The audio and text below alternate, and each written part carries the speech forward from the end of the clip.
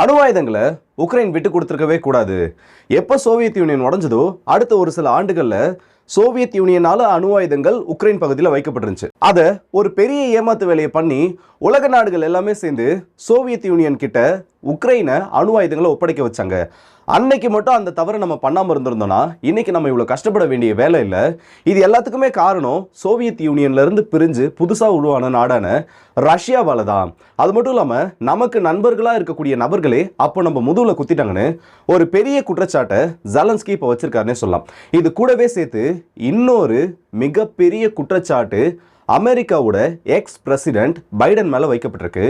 நேரடியா ரஷ்ய அதிபர் புதினை கொல்றதுக்கான முயற்சிகளை அமெரிக்கா எடுக்க ஆரம்பிச்சாங்க. இதுக்கான பிளான்ஸ்ன்றது ஃபைனலைஸ் பண்ணக்கூடிய அளவுக்கு போச்சுன்னு டக்கர் கார்ல்சன் ஒரு பெரிய அக்யூசேஷனை இப்போ அமெரிக்கா மேலே வச்சிருக்காரு. ஸோ இது எல்லாத்தையுமே இந்த பதிவில் நம்ம பார்க்க போகிறோம். வாங்க வீடியோக்குள்ள போயிடலாம். நான் உங்களாக்கே தமிழ் டிபி ட்ரெண்டிங்ஸ்.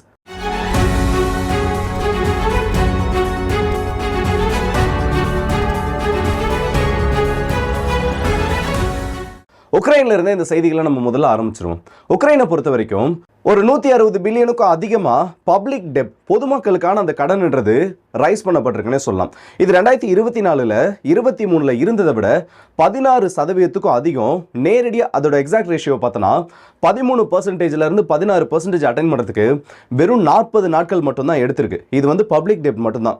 இதை தாண்டி அரசு வந்து சொந்தமாக வாங்கியிருக்கக்கூடிய கடன்கள், ஆயுத உற்பத்தி மற்றும் ஆயுதங்கள் ரீதியாக வாங்கின கடன்கள்லாம் சேர்த்துனா இந்த ரேஷியோவை விட ரொம்ப அதிகமாகும்னு சொல்லியிருக்காங்க. ஸோ இப்போ உக்ரைனை பொறுத்த வரைக்கும் ஐரோப்பிய ஒன்றியத்திலேயே அதிக கடனை குறைஞ்ச நாட்களில் பெற்ற ஒரு நாடா உக்ரைன் மாறி இருக்குன்னே சொல்லலாம். அது மட்டும் இந்த அணு ஆயுதங்களை பொறுத்த வரைக்கும் இல்லை உக்ரைன் வந்து அணு ஆயுதங்களை விட்டு கொடுத்துட்டாங்க.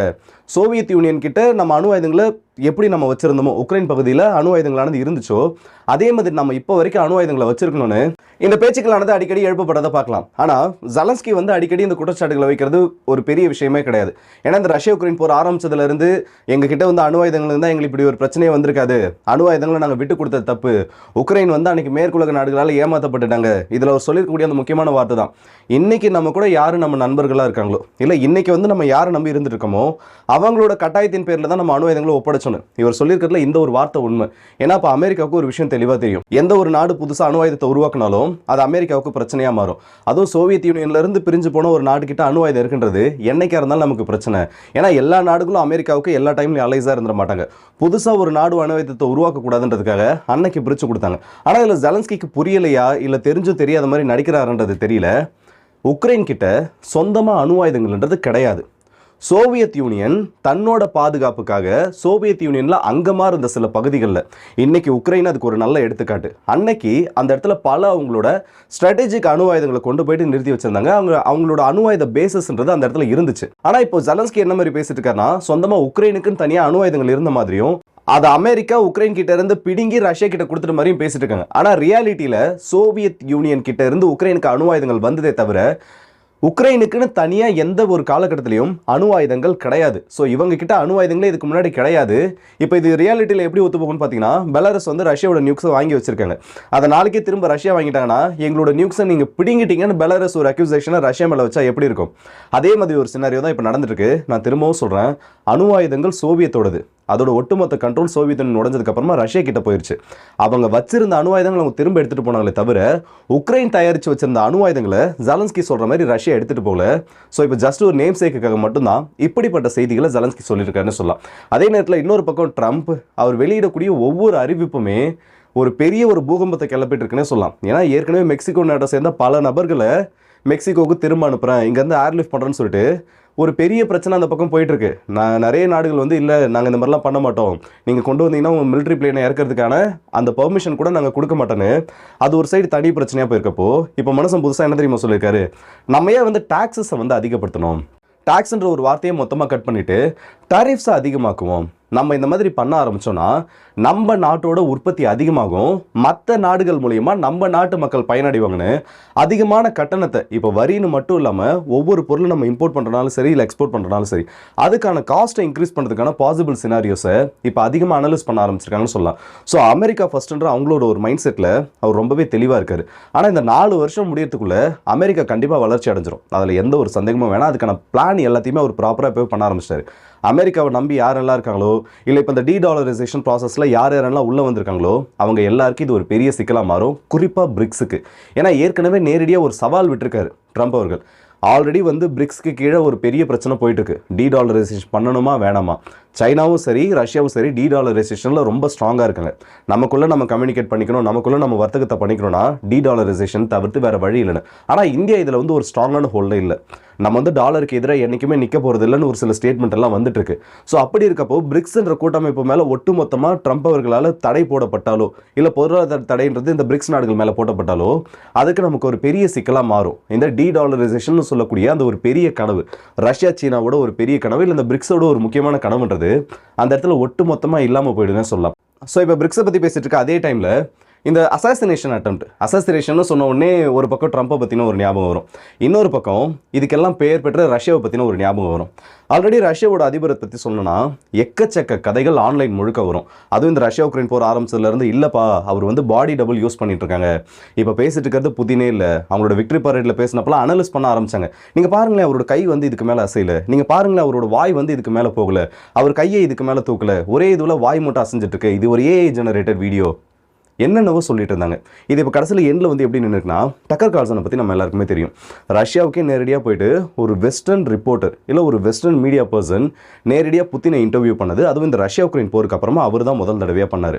அவர் இப்போ கொடுத்துருக்க ஒரு பேட்டியில் நிறைய டைம் பைடன் அட்மினிஸ்ட்ரேஷன் புத்தினை நியூட்ரலைஸ் பண்ணுறதுக்கான இல்லை அந்த அசாசினேட் பண்ணுறதுக்கான அந்த ஒரு பிளானில் இருந்தாங்க. அவங்க பிளானில் இருந்தது மட்டும் இல்லாமல் அதை ஃபைனலைஸ் பண்ணி மெத்தட்ஸ் ஆஃப் அப்ரோச்சிங், இது வந்து என்னன்னா என்ன விதத்திலலாம் புத்தினை இந்த அசாசினேஷன் அட்டெம்ப்டில் அப்ரோச் பண்ணலாம், என்ன விதத்திலலாம் இவரை கொல்றதுக்கான அந்த முயற்சியில் நம்ம இறங்கலான்னு சொல்கிற வரைக்கும் அவங்களோட பிளான்ஸை ஃபைனலைஸ் பண்ண பார்த்தாங்க. புத்தினை வந்து அசாசினேட் பண்ணிட்டோன்னா அது ஒரு சாதாரணமான விஷயமா முடிஞ்சிடாது. அது மட்டும் இல்லாமல் அதோட கண்டினியூவேஷன்ன்றது தொடர்ந்துக்கிட்டே இருக்கும். இப்போ நேரடியாக ஃபாரின் இன்டெலிஜென்ஸ் மூலயமா புத்தின் அவர்கள் அசாசினேட் பண்ணப்பட்டிருக்காங்கிறது எஃப்எஸ்பியால் ஐடென்டிஃபை பண்ணப்பட்டுச்சு, இல்லை எஃப்எஸ்பியால் அந்த இடத்துல அது உறுதிப்படுத்தப்பட்டுச்சுன்னா அது அந்த இடத்துல ஒரு கண்டினியூஸ் கமாண்ட் ரியாக்ஷனை ஏற்படுத்திடும். இப்படின்னா என்னன்னு கேட்டிங்கன்னா, இப்போ புதின் இறந்துட்டாரு, அதுக்கு அடுத்தபடியாக யார் அந்த பொசிஷனுக்கு வருவாங்கன்னா ரஷ்யாவோட சட்ட விதிகளின்படி இல்லை ரஷ்யாவோட அரசியல் சாசனத்தின்படி இதுக்கு ரெண்டுக்கும் அதிகமான ஆப்ஷன்ஸ் ஆனது இருக்குது. ஒன்று, அடுத்தபடியாக பிரைம் மினிஸ்டராக இருக்கார்ல அவர் பிரசிடெண்ட்டாக தற்காலிகமாக பதவி ஏற்றுப்பார்.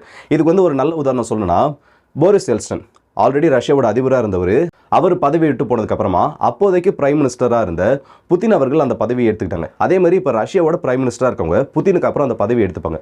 ஆனால் இதை விட்டுட்டு இன்னொரு சினாரியோ ஒன்று இருக்குது. அதில் 99% ரஷ்ய அதிகாரிகளாலையும் சரி இல்லை இப்போ இருக்கக்கூடிய உலக அரசியல் வல்லுநர்களாலையும் சரி ஒத்துக்கக்கூடிய ஒரு விஷயம்னா பிரைம் மினிஸ்டரையும் தவிர்த்து பிரசிடென்ட் ஆஃபீஸ் எய்டுன்னு சொல்லிட்டு தனியாக ஒரு அமைப்பு புதினுக்கு ஆலோசனைகள் வழங்குற மாதிரியும் இல்லை புதின் மற்றும் வைஸ் பிரசிடென்ட்டோட அந்த டெசிஷன்ஸை அமல்படுத்துறதுக்காகவும் கிரெம்ளினில் ஒரு தனி அமைப்பு இருக்குது. அதோட ஹெட்டாக இருக்கக்கூடிய நிக்கோலை பட்ருஷேவ்னு சொல்கிறது தான். இவர் வந்து ஆல்ரெடி செக்யூரிட்டி கவுன்சிலோட சேர்மன் அந்த ஒரு பொசிஷன்லாம் இருந்திருக்காரு. ஆனால் புத்தினுக்கு அடுத்தபடியாக இல்லை புத்தினோட க்ளோசஸ்ட் ஆலையா இவர் தான் வருவார்ன்றதும் வெளியில் வந்து ஒரு எப்படி சொல்கிறது எழுதப்படாத ஒரு சட்டம் இல்லை எழுதப்படாத விதி மாதிரி போயிட்டு இருக்கு. புத்தினே தேவலாம், புத்தினை விட ரொம்ப மோசமானவர் இவர் சொல்கிற அளவுக்கு இவரை பார்த்து வெஸ்டர்ன் மீடியாஸும் சரி இல்லை வெஸ்டர்ன் எக்ஸ்பர்ட்ஸும் சரி அவங்களோட பக்கமான கட்டுரைகளை எழுதுகிற அளவுக்கு. ஏன்னா இப்போ உக்ரைனில் நடக்கக்கூடிய முக்கியமான மிலிட்டரி ஆப்ரேஷன்ஸ்க்கு மெயினான காரணம் இவர் தான். சுப்ரீம் டெசிஷன்ன்றது புதின் கிட்ட இருந்தாலும் அவரோட அந்த ஆக்ஷன்ஸை செயல்படுத்துறது சரி இல்லை முக்கியமான இன்ஸ்ட்ரக்ஷன்ஸை புதினுக்கு கொடுக்குறதுன்னு எல்லாமே கிட்டத்தட்ட ஒரு அட்வைஸுங்கிறதையும் தாண்டி புதினுக்கு அடுத்தபடியே இவர் நினைச்சா என்ன வேலாம் செய்யலான்ற ஒரு பொசிஷனில் இருக்கக்கூடிய ஒரு நபர். ஸோ இன்கேஸ் புதின் அவர்கள் அசாசினேட் பண்ணப்பட்டார்னா அதில் ஃபாரின் இன்டெலிஜென்ஸ் இருக்கிறத எஃப்எஸ்பி உறுதிப்படுத்திட்டாங்கன்னா நேரடியாக அந்த இடத்துல ஒரு போர் தொடங்கிடும். அப்படியே இல்லை இன்கேஸ் வேற ஏதாச்சும் காரணங்களால் அவர் கொல்லப்பட்டார்னா இவர் அந்த இடத்துல பதவிக்கு வந்துடுவார். அப்படியே இவங்க கொல்லப்பட்டாலும் இவங்க 2 பேர் கொல்லப்பட்டாலும் இந்த இடத்துல கமாண்ட் செயின்ன்றது பிரேக் ஆகுது. டெம்பரரியாக ஒரு நபரை தேர்ந்தெடுத்து அவருக்கு அடுத்தபடியே யார் இருக்காங்களோ அவங்கள பிரசிடென்ட் ஆக்கி உக்ரைனுக்குள்ள எந்த ஒரு மிலிட்டரி ஆபரேஷன்ஸும் ஹால்ட் ஆகாத அளவுக்கு இந்த இடத்துல நடத்தப்படும்ன்றதான் ஒரு நிதர்சனமான உண்மை. அது மட்டும் இல்லாமல் இதுக்கு கிரெம்ளின் இப்போ என்ன கமெண்ட் பண்ணியிருக்காங்கன்னா செக்யூரிட்டி கவுன்சிலோட டெபுட்டி சேர்மன் டிமிட்ரி மெட்வெடேவ் இந்த மாதிரி அசாசினேஷன் அட்டெம்ப்ட் பற்றின செய்திகளோ இல்லை இந்த மாதிரி அசாசின் பண்ணக்கூடிய அந்த முயற்சிகளோ ஒரு அரசாங்கத்துக்கு எதிராகவும் இல்லை ரஷ்யாவோட அதிபருக்கு எதிராகவும் ஒரு தொடர்கதையாக தான் இருந்துட்டு இருக்கு. எல்லாத்தையுமே நாங்கள் கண்டினியூஸாக மானிட்டர் பண்ணிட்டு இருக்கோம். எங்களோட எஃப்எஸ்பியோட இன்புட்ஸும் புதினுக்குன்னு சொல்லிட்டு தனியாக பாடி கார்ட்ஸ் அமைப்பெல்லாம் இருக்கு.